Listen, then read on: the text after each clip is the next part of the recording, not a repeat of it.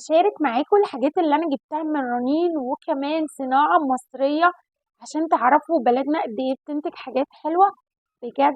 فعلا فخر الصناعة المصرية. ورنين طبعا مكان في مصر وموجود فروع في كل مكان، بس انا جبت من رنين اللي هو في دمنهور، الفرع بتاع دمنهور. للناس اللي ما تعرفوش، اللي من البحيرة عامة، هو على مدخل المحافظة كده.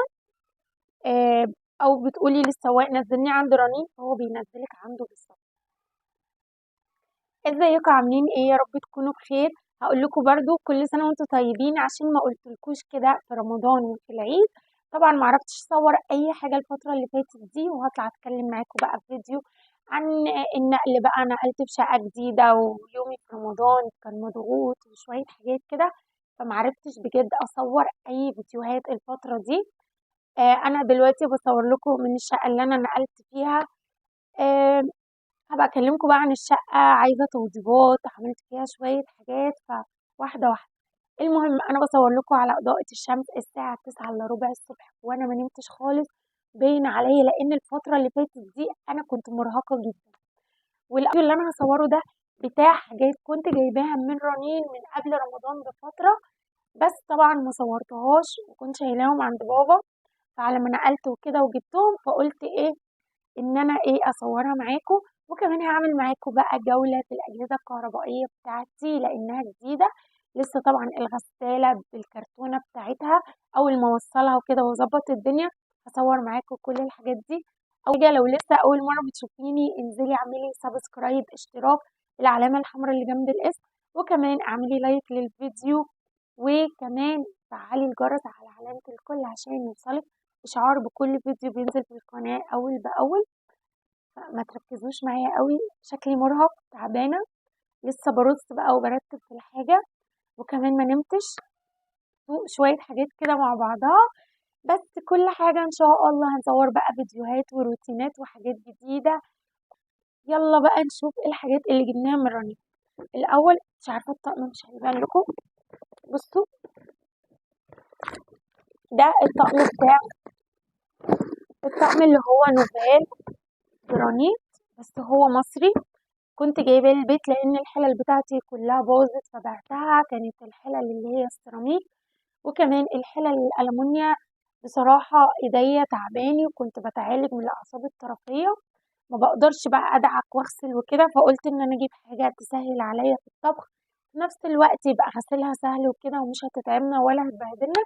وانا كان نفسي بجد اجيب طقم جرانيت، فقلت ان انا اجيب طقم كده، اي طقم مؤقتا كان عامل زي 1500.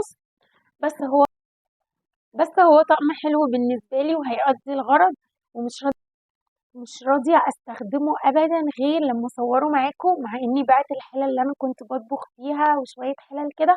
فانا الحلة الاولانية كده كنت بعتها.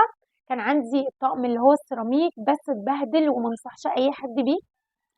بصراحة ما انصحش حد بطقم السيراميك ده ابدا، بس برضه هو عاش معايا فترة كويسة. عندي حلة منه بس حلة كبيرة، لما باجي مثلا اسلق كرنب ولا حاجة، او لو هعمل طماطم كتير اسبكها، فبستخدم الحلة دي لسه بحالها. بس الطقم الصراحة كله باظ واتبهدل، مع اني كنت بستخدم معاه معالق ما تجرحوش، بس بجد اتبهدل وما انصحش اي حد بيه. المهم بعته، لان طبعا بيتباع بتمن الألمونيا، لان هو جواه كده ألمونيوم. وبعت حلل ألمونيوم ما قدرتش ادعك فيها، كانت بتحرق مني شوية حاجات وكده، فقلت لا انا اجيب طقم يقضي معايا الغرض، وبعدين مش بحتاج حلل كبيرة وكده. فهوريكم الطقم ده كنت جايباه من رنين وكان عليه خصم، فكنت جايباه في حدود 1450 أو 1600 1500، هيزيد عن كده. هو لسه بصوا والله ما استخدمت أي حاجة. دي حلة كده وسط اللي هي مقاسها، مش عارفة مقاسها كام بصراحة. دي الحلة دي مقاسها 16. أنا هفتحها معاكم. اللي عجبني طبعا كان فيه بس لونين، اللي هو لون كده نبيتي. ما لقيتش موف، لا كان لون نبيتي واللون اللي هو الاسود، فعجبني اللون الاسود بصراحة. بصوا الحلة اصلا حلوة، هي الاول صناعتها مصرية بس مش وحشة خالص. بصوا الحلة شكلها كيوت وحلوة وصغنطوطة. دي بقى ممكن نعمل فيها شوية ملوخية، شوية طبيخ، مش بنستهلك طبيخ كتير، يا دوبك على قد الأكلة بتاعتنا. دي الحلة الصغنطة. دي بقى الحلة اللي بعدها الوسط. هو الغطيان بتاعتهم الايدين بتاعتها متركبة بس من جوه. احنا بقى هنظبط كل حاجة.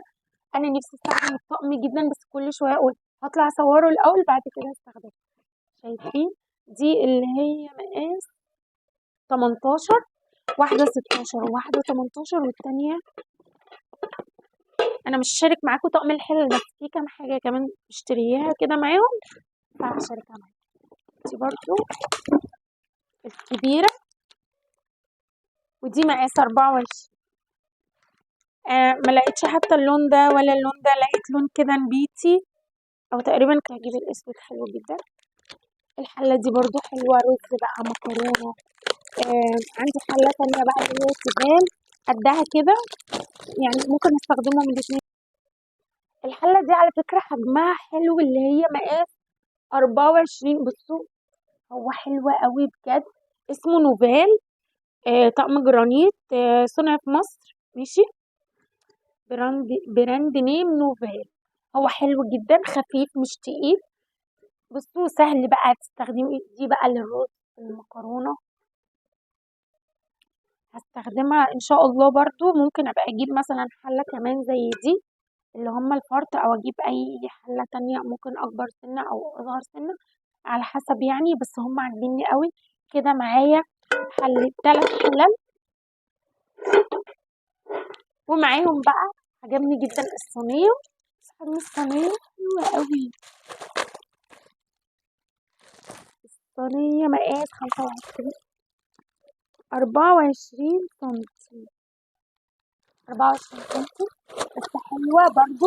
تطبخي بقى بطاطس، يعني الطقم ده ممكن نعمل كده عزومة كل حاجة. بطاطس بقى، خضار. بصوا صينية حلوة على فكرة، حجم لا خفيف ولا تقيل، بجد حلوة قوي. شايفين؟ حلو حلو حلاوة. حبيته بجد، حبيته من أول ما شفته. فمعاه الصينية دي، وكمان معاه الحاجات الكيوت بقى اللي أنا كنت عايزة أجيبها، بس إيه لما لقيتها في الطقم قلت إيه أهي موجودة معاه. الطاسة دي،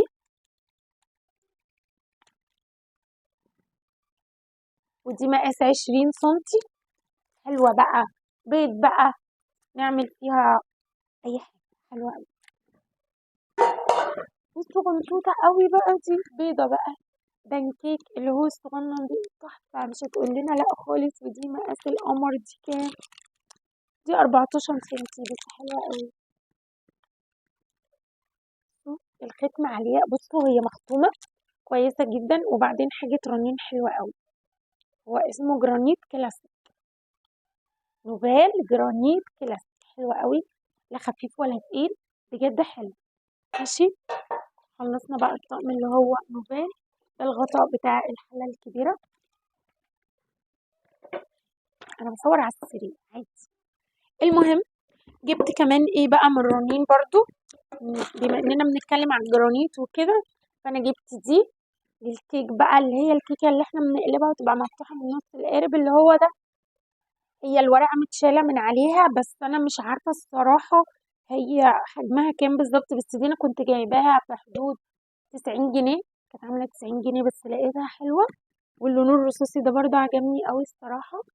فان شاء الله كل فتره كده الواحد بقى كل فتره يروح رنين كده. وفي هناك مفروشات وحاجات تحفه، بس انا بجد ما كانش معايا فلوس غير ان انا كنت عايزه اجيب طقم، وجبت معاهم شويه الحاجات اللي انا وريتها لكم، اللي هي صينيه الكيك دي او قالب الكيك.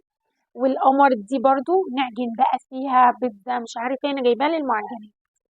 حلوه قوي. تقريبا مش عارفه كانت عامله 20 جنيه، 25 جنيه. عجبتني قوي، حجمها حلو. بصوا تنفع لكل حاجه. واخر حاجه طبعا لما جيت اتجوز، الاول برضو دولت جايين مع الطقم، اللي هم توزيع ايه يتقلب بيهم يعني وكده. دول هديه برضو. هو الطقم معاه الهديه المقلايات وال والبتاعتين طقم التوزيع دول. وبقى طقم السمك الخطير ده 6 قطع. بس انا ما كنتش واخده بالي وانا بشتريه، اسمه كلاسيك فيش، وده مكتوب عليه سمول.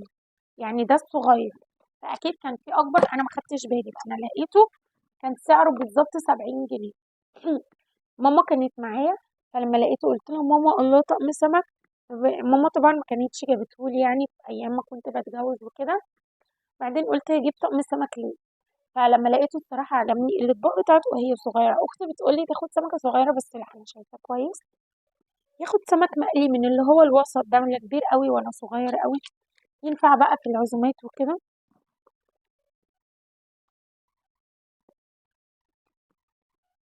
شبه السمكه بالزعانف بتاعتها بكل حاجه، شايفين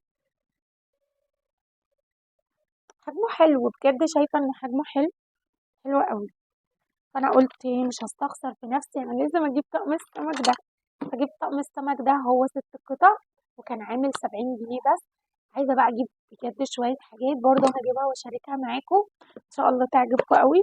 وبجد بيبقى فيه عروض حلوه قوي، والطقم ده لكل ست بيت عايزه تجدد وعايزه طقم ما يبقاش غالي عليكي. الطقم ده حلو قوي بجد. صينيه والحلل، او ممكن تكونوا عدد افراد الاسره كبير فتعوزوا حلل اكبر، فدوري هتلاقي برضو حاجات حلوة وتناسبك ان شاء الله. فانا اصلا فصلت جدا، بس كنت مقررة ان انا هصور معاكم الفيديو ده. اشوفكم على خير في فيديو جديد، اوعى تنسوا اللايك. سهرانة ما نمتش وقلت هصور معاكم الفيديو، ومش راضية استخدم الحلل خالص غير لما اصورها معاكم. فعشان كل ده لازم تحطوا لايك وتعملوا اشتراك في القناة. وشكرا ل5000 مشترك في قناتي، لسه مقفلاهم قريب من كام يوم بس. اشوفكم على خير في فيديو جديد. باي باي.